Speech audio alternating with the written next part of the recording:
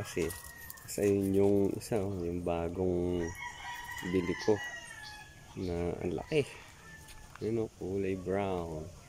Pero minsan parang pag naarawan yung ano niya, pakpak tsaka buntot, parang salagin to. Galing. Ayan o, binili ko para ano, kasi itong mukhang binatili yung barako na to, hindi pa ano, sumasampa. Ito sabi nung binilang ko, itong kulay brown na to, sumasampa na daw to. Yun siya diba? Tsaka malaki. Ito naman si binatilyo, ayan. Tatry ko siya pakainin, pero ito nag-a-adjust pa itong brown na to dahil kakukuha ko lang nito hindi pa siya masyadong stress pa to, kaya hayaan ko muna siya. Pero try natin kung kakain. Sana malakas din siya kumain katulad nung to, mga to, para everybody happy. Mamaya ulit kung papakain muna ako. Yan mga kabarangay, kumakain na. Kumakain din yung ulay brown, no? Mukhang kakainan magkakasundo sila. Yun magkakasundo pag kumakain. Sige, kumain kayo madami.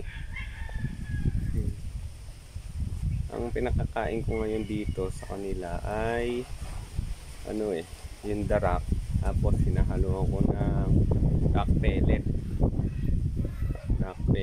Pero may layer na yun, layer na pellet. Sa umaga naglalagay din ako ng yung mais, na durog na mais.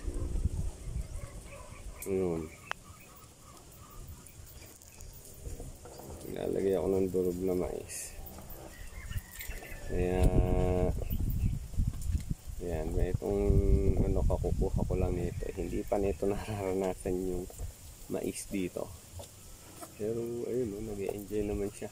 Ito kasi mga puti na ito, pagkatapos nitong magsikain, maglulublob ito tulad ito. Iinom lang ko niya rito.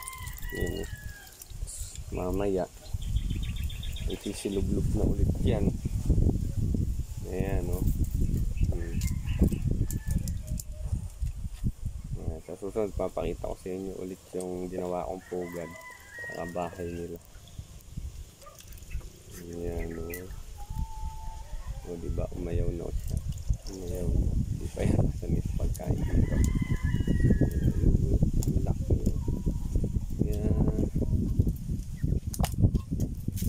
gusto ito ito napili ko, ang laki niya.